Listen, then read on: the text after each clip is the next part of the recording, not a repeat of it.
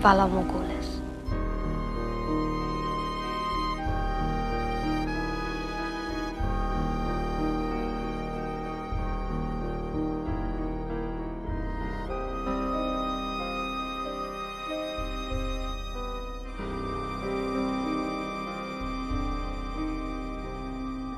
Maegor Targaryen was a complicated man, cast in the light of cruelty and control, and as a kinslayer and kingslayer. He was the second son to Aegon the Conqueror, and his mother was Visenya Targaryen. He was a complex man who had 6 wives total and made more enemies than friends. He faced down challengers both within and without. His death was sudden and unforeseen and left many questions, including those of murder. Let's take some time to explore his death and try and get some solid answers. Maegor's older brother, Aenys, was born to their father's other sister wife, Rhaenys. Aegon and Rhaenys were known to be very close, and he mourned her greatly upon her death when Aenys was only 3 years old. Maegor was born when Aenys was 5 years old in 12 AC. The differences between the boys were as apparent as the differences in their mothers. Aenys was gentle and loved music and life at court. He was capable at arms, but never called a skilled fighter. Aegon doted upon Aenys and kept him close at all times, whereas Maegor spent more time raised by his mother. Maegor was strong and robust from birth, and Visenya put the Valyrian sword Dark Sister in his hand when he was 3 years old. He was a very strong fighter and was knighted by King Aegon with Blackfire when Maegor was 16 years old, the youngest knight in Westeros at the time. The 3 heads of the dragon possessed more knowledge of ancient Valyrian rituals than we know of. They would likely have texts on Dragonstone, as well as strong ties in Essos. They had visited Volantis on many occasions, and were permitted beyond their black gates into a place of secrets only known to select, highborn, and ancient bloodlines. We must keep this in mind when considering Visenya's knowledge and skills. She was known to dabble in the dark arts, and being so close to Maegor, we should assume that she shared some of her knowledge of the arcane with her strong son. In 23 AC, Aenys and his wife Alyssa Velaryon gave birth to their first child, Rhaena, when Maegor was 11 years old. Rhaena was gifted a dragon egg which hatched and was called Dreamfire.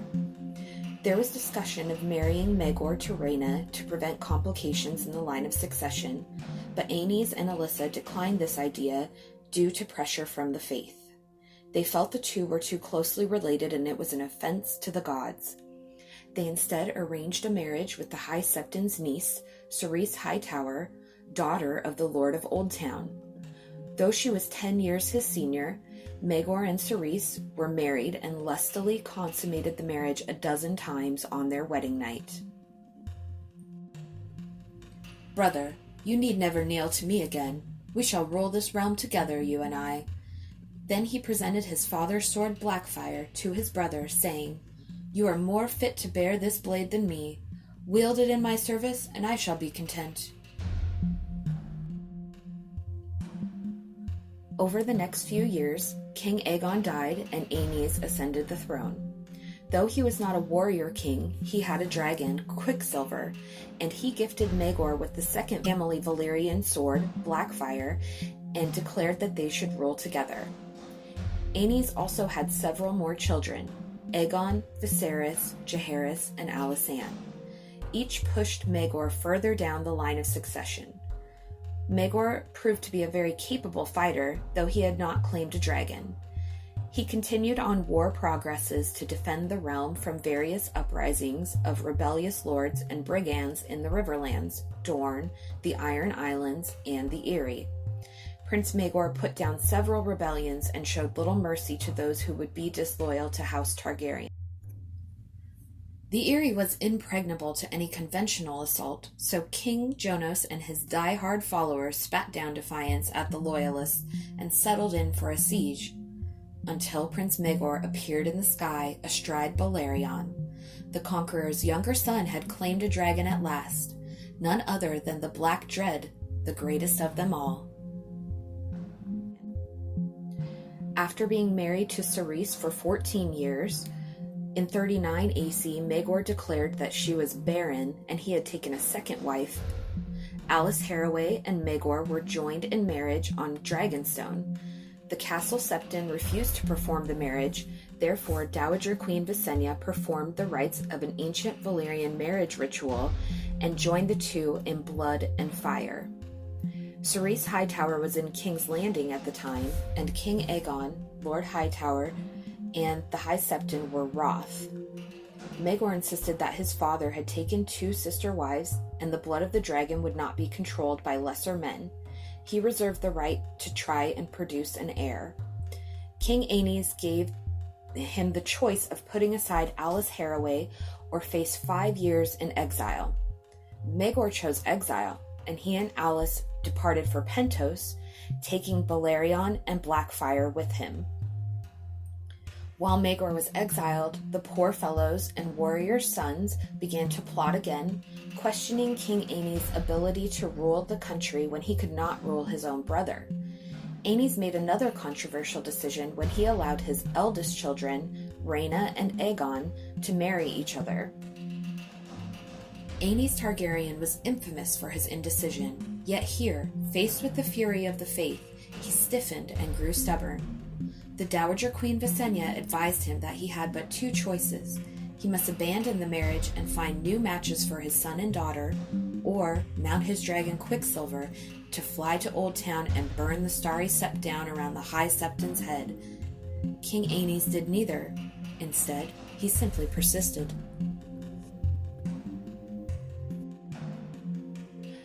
After the wedding, Aegon was named Prince of Dragonstone, a seat that had been Maegor's. Visenya was very unhappy with this, amongst many of the choices of her nephew, who had a dragon of his own but allowed dissent within his realm unchecked. A hush fell over the hall at those words, for all present knew that that title had hitherto belonged to Prince Maegor. At the high table, Queen Visenya rose and stalked from the hall without the king's leave. That night she mounted Vhagar and returned to Dragonstone, and it is written that when her dragon passed before the moon, that orb turned as red as blood. Aenys felt a royal progress would bind the people to the future king and queen. Rhaena felt the tension building and requested to bring her dragon Dreamfire, but the king denied this request, as Prince Aegon did not have a dragon of his own, and he didn't want Rhaena to appear more powerful than her husband riding a horse. This proved most unwise, for everywhere Rhaena and Aegon went, they were met with closed doors and harsh words. Lord Haraway refused to open the gates to them unless they named Lady Alis as the true and rightful wife of Maegor, but they ended up sleeping outside the castle walls in tents that night. Increasingly dangerous encounters required them to seek refuge for a time in Casterly Rock with Lyman and Jocasta Lannister, who first noticed that Rhaena was pregnant. Things weren't much better for Aenys and the rest of his family in King's Landing. Violence was increasing in the city, and the High Septon referred to Aenys as King Abomination. The king decided to seek refuge on Dragonstone. 3 days before the king and his family were set to sail, poor fellows scaled the walls of their manse on Visenya's hill, and they narrowly escaped death, thanks to the king's guard. On Dragonstone, the Dowager Queen famously greeted him with, "You are a fool and a weakling, nephew. Do you think any man would have dared speak so to your father? You have a dragon. Use him. Fly to Old Town and make this starry sept another Harrenhal. Or give me leave and let me roast this pious fool for you." Aenys would not hear of it. Instead, he sent the Queen Dowager to her chambers in Sea Dragon Tower and ordered her to remain there.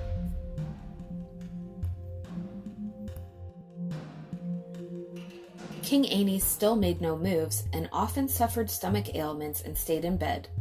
Queen Visenya took over his care after the maester's remedies failed, and he improved for a time, but suffered a sudden collapse and died 3 days later. He was given a traditional Valyrian funeral, and his pyre was lit by his dragon Quicksilver. Queen Alyssa took her 3 younger children to Driftmark to her family's home immediately after the funeral. "The Iron Throne will go to the man who has the strength to seize it," Maegor replied. Within an hour of the king's death, Visenya had mounted Vhagar and flew across the narrow sea to Pentos, where Maegor lived. When she returned, she was with Maegor on Balerion. They stopped on Dragonstone to retrieve King Aegon's iron crown with blood-red rubies and sent ravens to the lords of the realm. The next day, Maegor and Visenya flew to King's Landing, where the warrior sons held the city, including the would-be Red Keep. The Targaryens raised their standards atop Visenya's hill and called for leal men to gather to them. Thousands did. Visenya Targaryen proclaimed that her son Maegor had come to be their king. "A true king, blood of Aegon the Conqueror, who was my brother, my husband, and my love. If any man questions my son's right to the Iron Throne, let him prove his claim with his body." Maegor ended up fighting in a battle of 7 for his crown against 7 of the best warrior sons. The remaining 2 men were slain by Maegor himself, and even as Sir Willem the Wanderer fell, he delivered Maegor a savage blow to the head that many believed had killed him. Dowager Queen Visenya removed his broken helm and said, "The king breathes, the king lives." He was the final survivor in the battle, but remained in a coma for 27 days. He was attended by maesters and septons and by Queen Visenya herself, but nothing would rouse him. On the 28th day, a ship arrived from Pentos carrying Queen Alice Haraway, as well as a Pentoshi woman called Tiana of the Tower. Some say the woman was Maegor's concubine. Others named her Lady Alice's paramour. The natural daughter of a Pentoshi magister, Tiana was a tavern dancer who had risen to be a courtesan. She was rumored to be a poisoner and sorceress as well. Many queer tales were told about her, yet as soon as she arrived, Queen Visenya dismissed her son's maesters and septons and gave Maegor over to Tiana's care. The next morning, King Maegor awoke with the sun and immediately got on his dragon and flew to the Sept of Remembrance, where the warrior sons were at their morning prayers, and he burned their fortified sept. Maegor burned 700 men that morning, and that was just the beginning of his war on the Faith Militant. He awoke from his coma as king with a renewed fiery ferocity. He took to the Reach, the Kingslands, and the Riverlands, slaying warrior sons and ragged poor fellows, fighting against the soldiers of the faith. Even to death, they reminded Maegor of his one true wife, Cerise Hightower, waiting for him in Old Town. King Maegor wed Tiana of the Tower in King's Landing atop Rhaenys' hill, amongst the ashes and bones at the burnt sept of the warrior sons. Maegor put to death a dozen septons before he found one to perform the wedding. King Aenys' widow, Queen Alyssa, and her children were present for the wedding, interestingly. Queen Alyssa even participated in the disrobing for the bedding ceremony, in which Queen Alice was said to have presided over and participated in. Forthwith, Alyssa and her children lived on Dragonstone, effectively wards of the aging Queen Visenya. The support she showed to Maegor as king weakened her son Aegon's claim to the throne in the eyes of the other lords. Rhaena and Aegon were still in hiding at Casterly Rock at this point. Many lords were pledging to Maegor's cause, saying that Aegon was his father's son and the weaker option. Aegon was still not a dragon rider, and his wife had been since she was a child. Rhaena had 2 of her childhood friends staying with her, Elaine Royce and Melanie Piper, which was very important to her, especially since she was away from her dragon Dreamfire. Rhaena gave birth to twin daughters, Araya and Rhaella, at Casterly Rock.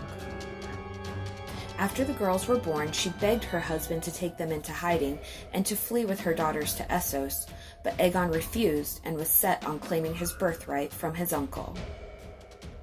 Meanwhile, Maegor was still at odds with the faith, and the High Septon was calling for Maegor to come repent for his sins in taking 3 wives, and Maegor was calling for the High Septon to come bend the knee in King's Landing. Visenya made the first move. she and Vhagar bringing fire and blood to the Riverlands. They ignited houses Blaintree, Terrick, Deddings, Leicester, and Wayne in a single night. Maegor then left on Balerion towards the Westerlands, burning the castles of House Broom, Falwell, Lorch, and several other houses. They headed towards Old Town to seek out the pious fool, the High Septon. But mysteriously in the night, the normally healthy and robust High Septon died, and the gates of Old Town were opened to King Maegor. The new High Septon in place happily anointed the king with the holy oils and proclaimed him the true king of Westeros, and dissolved the poor fellows and warrior sons, saying the Iron Throne would provide the only protection the faith needed henceforth. King Maegor also reconciled with his wife, Cerys Hightower, while in Old Town. She had been living in the High Tower with her father since Maegor was exiled. Cerys agreed to accept the other king's wives and speak no ill of them, and Maegor restored Cerys' lands and incomes due to her as his queen and wife.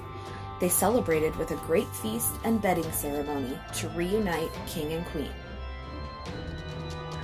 Maegor remained in Old Town for at least 6 months to strengthen the bonds of the faith and the crown. His nephew Aegon did not remain idle in this time, though, and Rhaena and Aegon smuggled themselves into King's Landing to claim Dreamfire and their father's mount, Quicksilver, which Aegon took for his own. They fled back to the Westerlands and gathered forces to them at Pink Maiden Castle. There, they made plans to march upon his uncle and claim the Iron Throne for Aegon, the rightful heir. Aegon was able to gather 15,000 men to his cause before marching towards the Riverlands. Rhaena and the children stayed at Pink Maiden Castle with Dreamfire.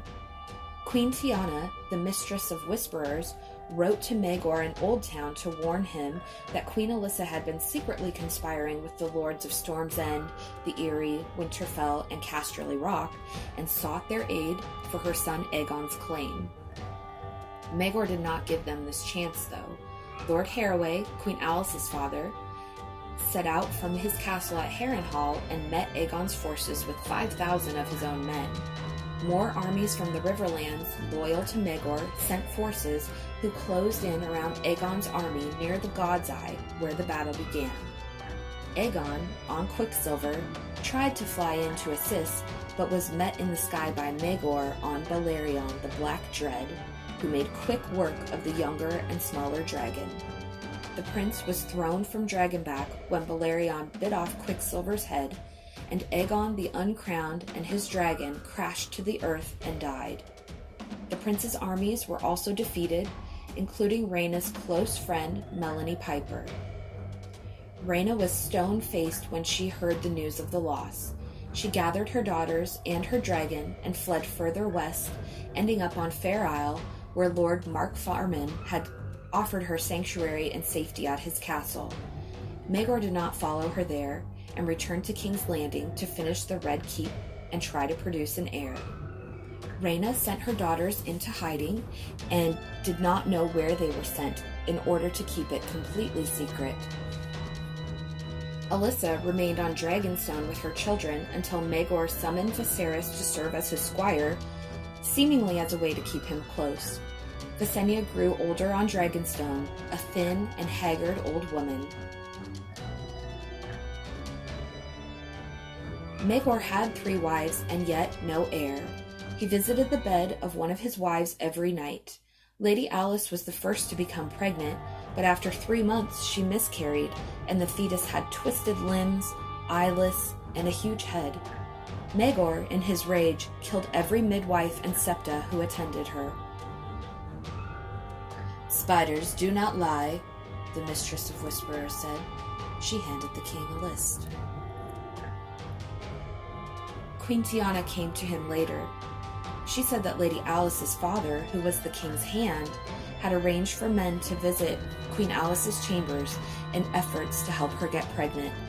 This was done on the nights when the king was with his other wives. Though Maegor didn't believe her at first, Tiana produced a list of 20 men's names and had them questioned sharply. Every one of them confessed, and gave even more names at that, who also confessed, under torture. The king was enraged and had Alice's sisters killed in front of her. Her father, the Hand, was thrown onto the spikes in the dry moat outside of his tower, along with every one of their household. Alice was saved for last and tortured for a fortnight before being killed, to which Maegor witnessed every moment. The details were too horrific for record. Maegor then mounted Balerion and flew to Harrenhal and Lord Harroway's town and killed every person with Harroway blood he could find. While he was gone on this vengeful venture, Dowager Queen Visenya died of natural causes. In the midst of her death and Maegor being away, Queen Alyssa seized the opportunity to escape with her two younger children, Jaehaerys and Alysanne, and their dragons, Vermithor and Silverwing, and the Valyrian sword, Dark Sister. Their whereabouts were unknown, and when Maegor returned, he instructed his Kingsguard to take his squire Viserys prisoner and question him sharply in the black cells about where his mother had escaped to. "He may not know," protested Sir Owen Bush, a knight of Maegor's Kingsguard. "Then let him die," the king answered famously. "Perhaps the bitch will turn up for his funeral." Maegor sent Tiana to question him and use her dark arts, but after 9 days of questioning, Prince Viserys died. His body was left in the ward of the Red Keep for a month in hopes his mother may come to claim his body, but she never did. He was consigned to the fire and interred at the Red Keep, which was completed soon after, in 45 AC. Many have heard the tale of the celebrations after the completion of the Red Keep and the builders and workers who were feasted and brought in strong wine and whores from the finest brothels in King's Landing. After 3 days of revelry, King Maegor put the workers to the sword to prevent the secrets of the Red Keep from ever being revealed.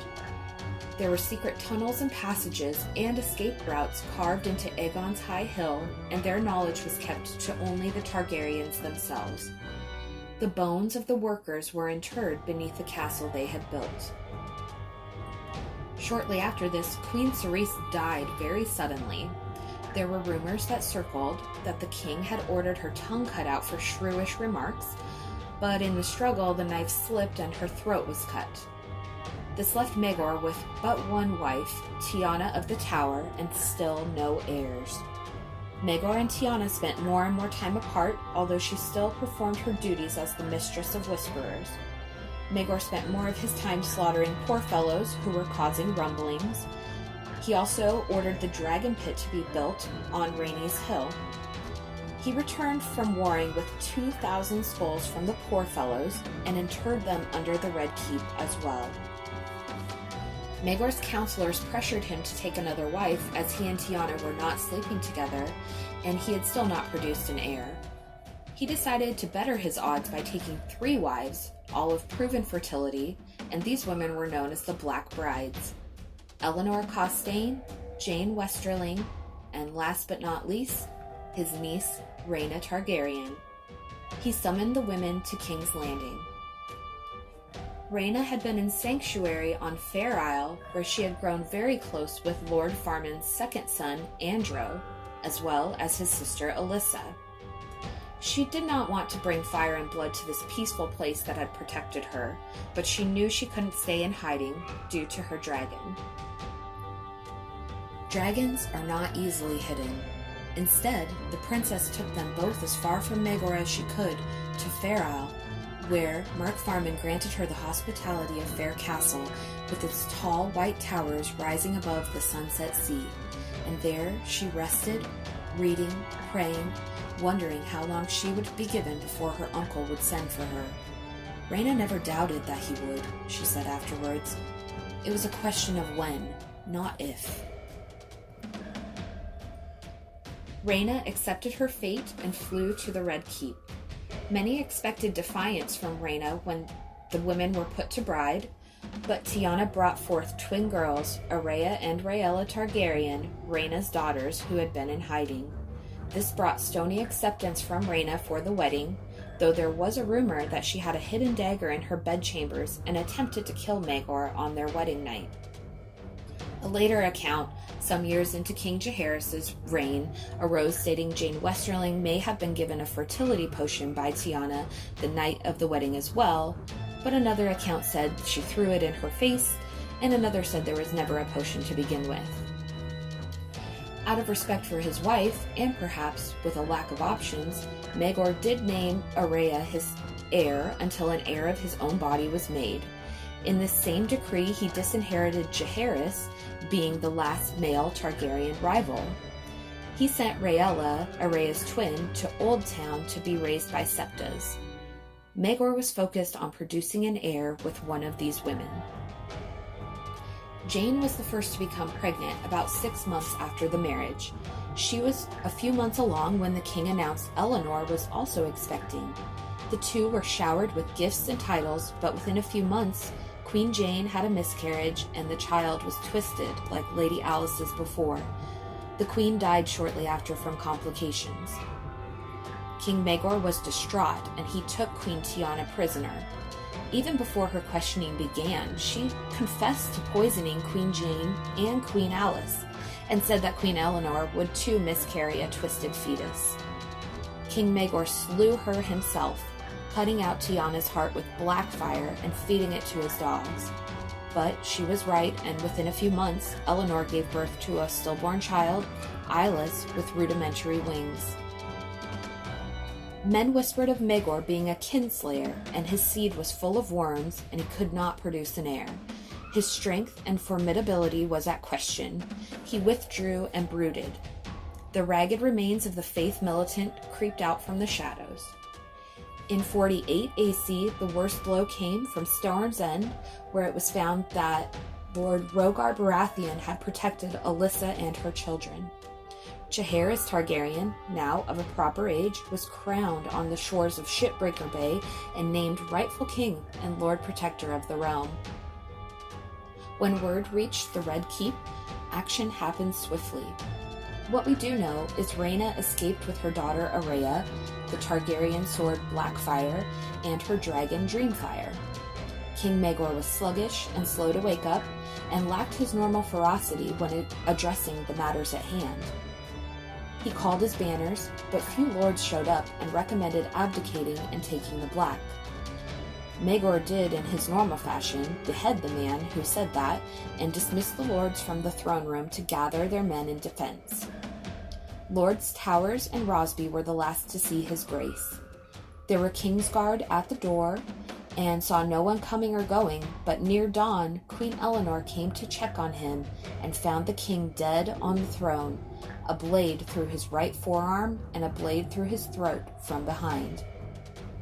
King Maegor was burned at the Red Keep, and his ashes were interred on Dragonstone. He left no heir of his body. His reign lasted 6 years and 66 days.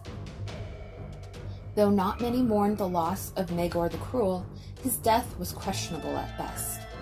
People thought it could have been Queen Eleanor in revenge for her previous husband, who was killed by Maegor, so he could marry her himself. Was it the Kingsguard who were on duty? They would have had to work together, as there were 2 guards at each door.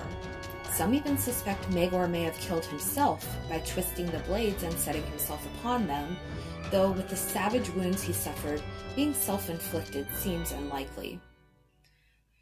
There is another person who was present that may have contributed, someone with the motivation and the vengeance, and with power, a rival of Maegor's.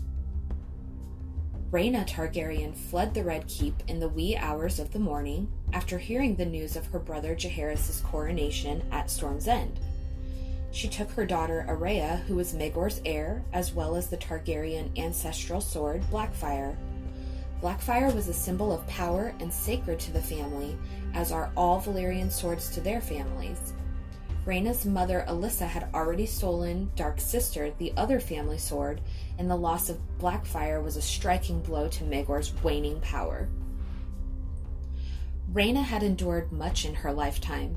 She was always the pawn in other people's games up to this point. She had her own desires and passions, and was a powerful woman in her own right, though she had never been given the opportunity to flourish. As a Targaryen dragon rider, she was a rare and special princess of high merit. Rhaena grew up seeing the savageries her uncle brought upon the realm.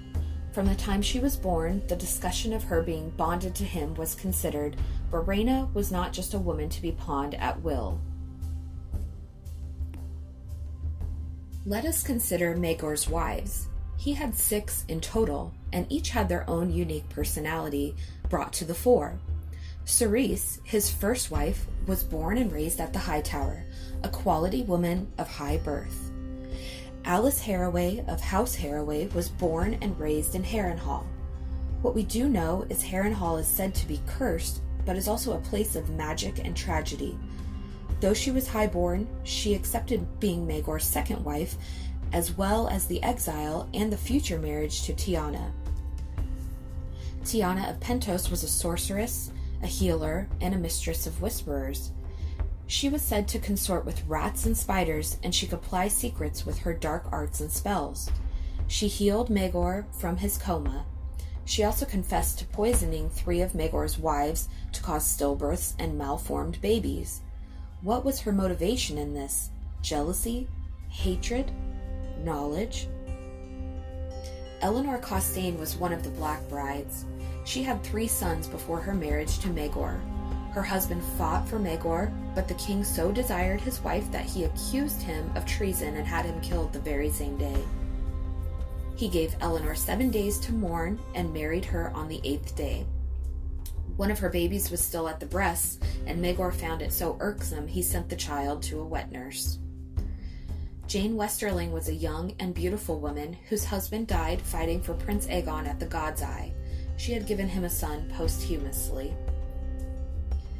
Rhaena Targaryen was Maegor's niece and wife of the late Prince Aegon the Uncrowned. She was rider to her dragon Dreamfire and mother to twin girls Araya and Rhaella. Her father was King Aenys. Her brothers Aegon and Viserys were killed by Maegor, and her youngest brother Jaehaerys was recently crowned as a rival king. When looking at the wives, she seems the most likely candidate with motivation for this murder.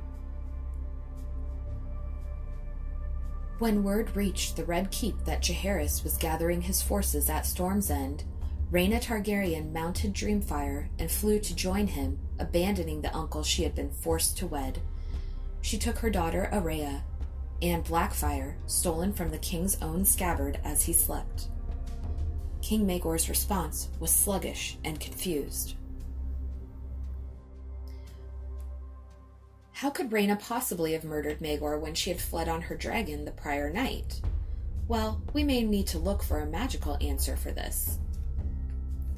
Maegor surrounded himself with magic. Even his origins are questionable. Queen Visenya, much like her son, was willing to go to extremes to achieve her goals, and when the subject of King Aegon taking another wife arose, Visenya very suddenly became pregnant, even though it is said she and Aegon spent much of this time apart from each other.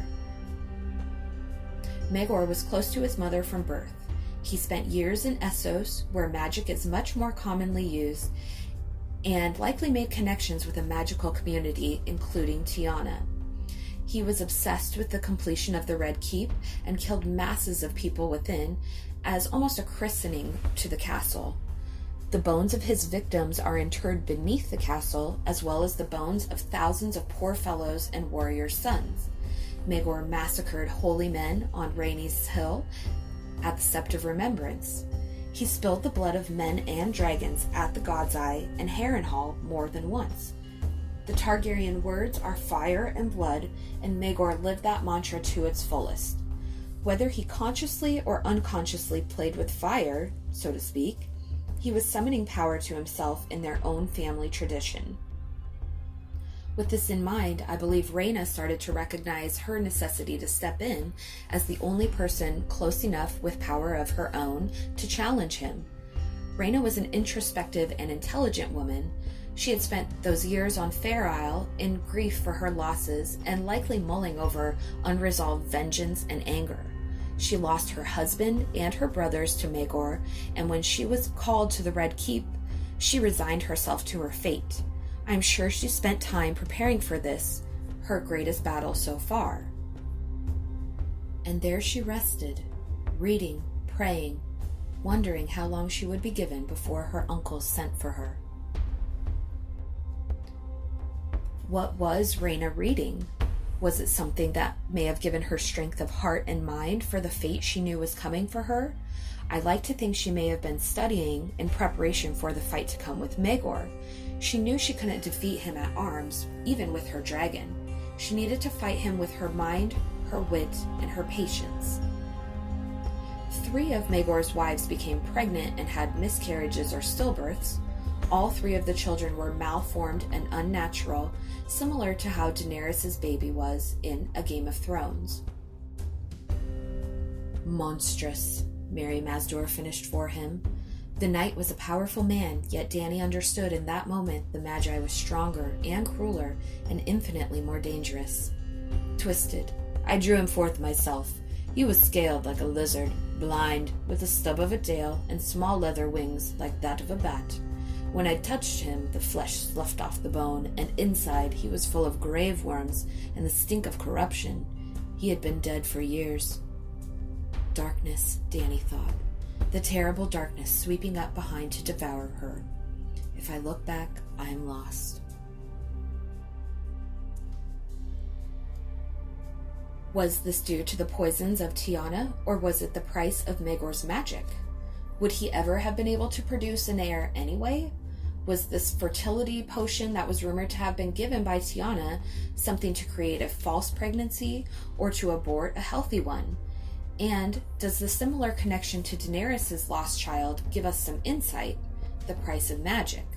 Only death can pay for life. Bound hand and foot, Mirri Maz Duur watched from the dust and disquiet in her black eyes. It is not enough to kill a horse, she told Dany. By itself, the blood is nothing. You do not have the words to make a spell, nor the wisdom to find them. Do you think blood magic is a game for children? You call me magi, as if it were a curse, but all it means is wise. You're a child with a child's ignorance. Whatever you mean to do, it will not work. Loose me from these bonds and I will help you.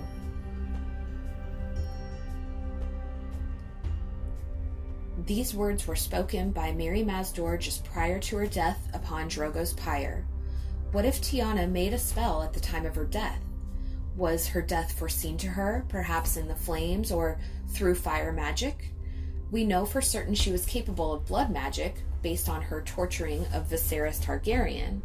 So perhaps she set a spell at the time of her death, the Mistress of Whisperers speaking a spell as the Valyrian sword Blackfire cut out her beating heart. Perhaps the spell was bound to Blackfire until a time came when another finished what was started. My spells should suffice. She was stronger at the wall, stronger even than in Ashai.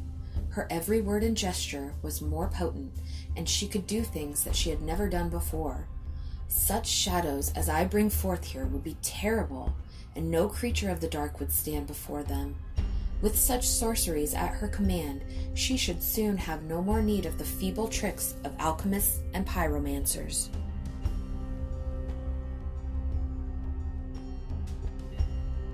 When steeped in a magical environment, Melisandre was able to wield the magic of the wall to her advantage when running low on her supplies and potions.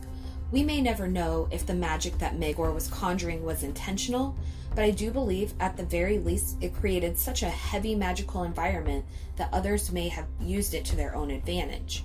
Tiana may have used the excess magic to her own ends, especially when her own death came by Valyrian steel, which is made with dragon fire and spells.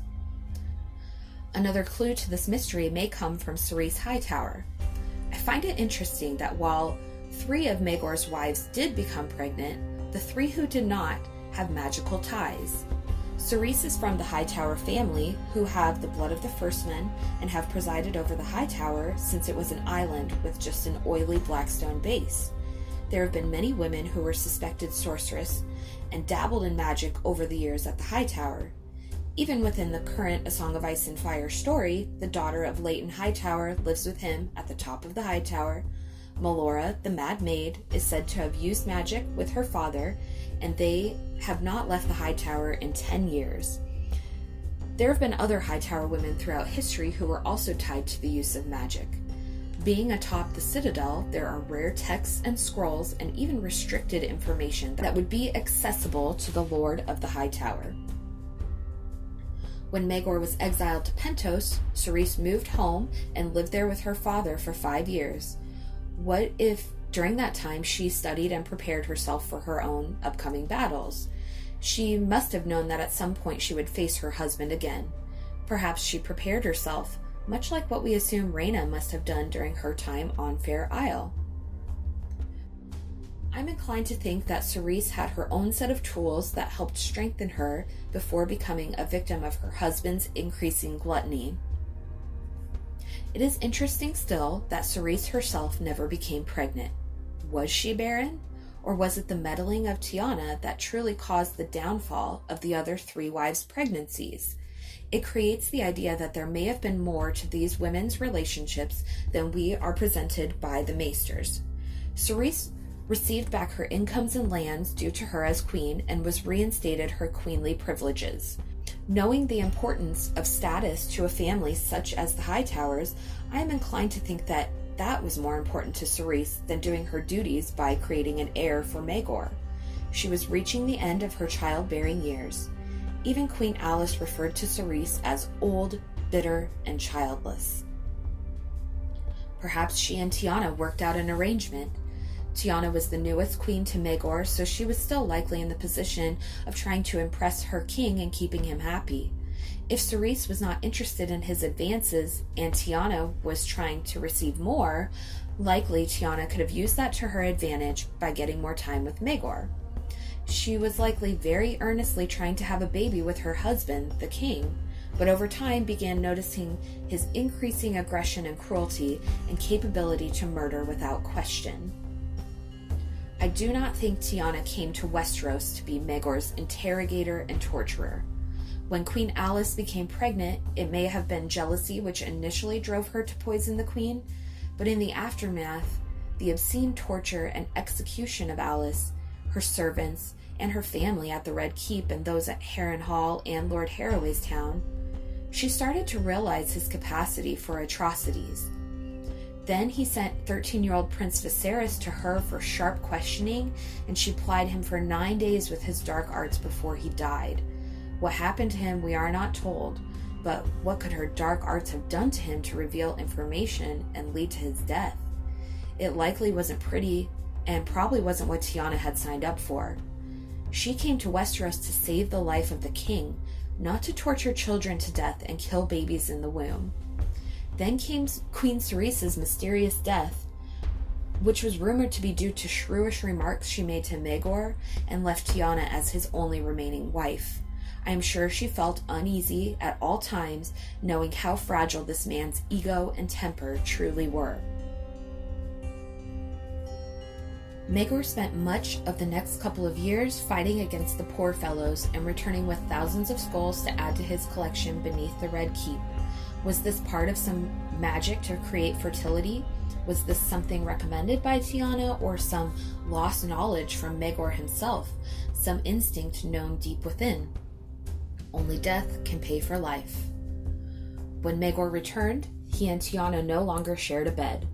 Though she continued her duties as Mistress of Whisperers, arrangements were made for the arrival of the Black Bride, including Tiana's duties to roust out the Targaryen twins, Araya and Rhaella, who were in hiding. She found them and presented them to their mother at the wedding of the Black Brides to Maegor. One could only imagine the shock and horror she saw on Rhaena's face when her daughters were brought to her.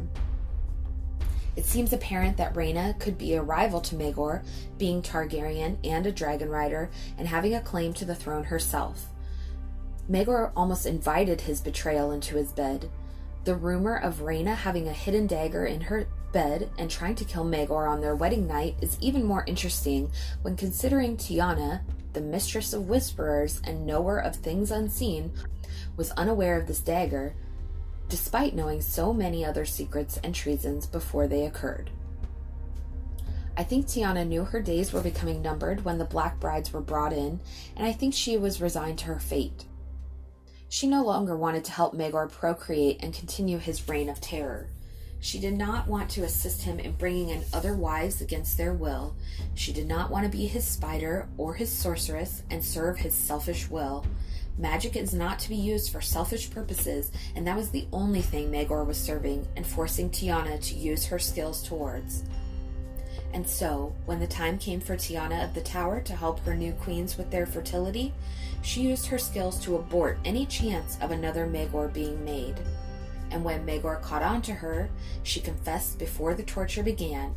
I'm sure the words that Tiana spoke to Maegor in that torture chamber were things he would never want revealed, things about his origins and reasons why he would never have a child of his own body, enough to anger him to kill her himself with his own magical sword.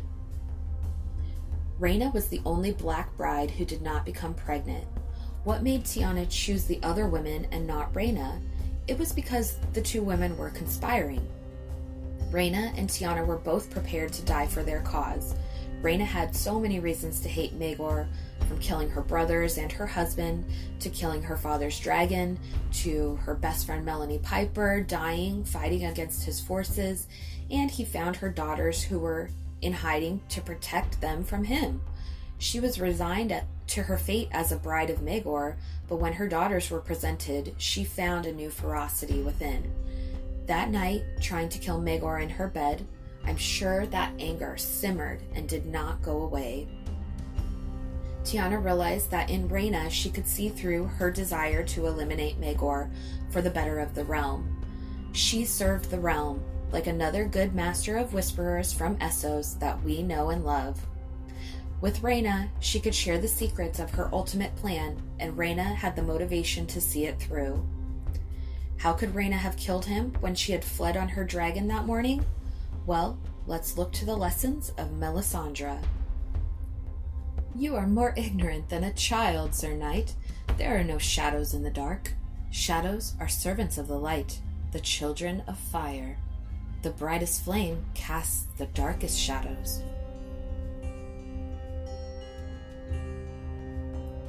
I am inclined to think that there was a shadow baby involved. We have been shown this magic by Melisandre. The shadow is born with an intention, a goal to achieve, then blows away in the wind. The shadow is born from the strength of King's blood and connected to the Creator's life force. Shadows only live when given birth by light, and the King's fires burn so low I dare not draw off any more to make another sun. It might well kill him. A man's fires must be running hot for the spell to work. Maegor would need to be angry or lustful to create this shadow spell. Shadows are the children of fire, and so are the Targaryens. They seem to be perfectly compatible to create such a servant of the flames. When Rhaena left, she took Maegor's sword, Blackfire, the same sword that cut out the heart of her friend and sister wife Tiana. I believe these women worked together to end each other's horrors and end the reign of madness that Maegor brought upon them. While we do not know the details of how this spell could have worked, likely it involves a sexual ritual to conceive the shadow and impregnate the bearer of the shadow. Maegor and Rhaena spent his last night in this world together, and when he awoke he was sluggish and confused, as though something was draining the normally ferocious and volatile king. Rhaena also took Blackfire from the king's scabbard while he slept. The steel was bared. Perhaps whatever power or spells that Tiana bound to the sword were released in assistance to Rhaena's spell, which was to create a shadow baby in Maegor's own likeness, which killed him upon the Iron Throne. Rhaena may not have had much magical training, but the blood of the dragon is not like that of normal men. Rhaena only needed to seduce the king to complete her plan. She may have even told him she had some ancient Valyrian fertility ritual in store if there were any obvious magic being cast. Combined with Tiana binding some spell or power to Blackfire in the moment of her own death, the two women were able to use their power to free the realm from Maegor the Cruel. This explains why the king's guard did not see anyone entering or leaving the throne room. This is how the king's body was pressed upon the blades with such force they protruded all the way through his throat. This explains why the king was sluggish and slow to react, and without the normal ferocity we expect from Maegor the Cruel. A shadow in his own likeness lurked in waiting for the perfect moment to play out its intentions, and then the shadow ceased to exist. Maegor's only living baby was a shadow of his own death. Valor Morgulis.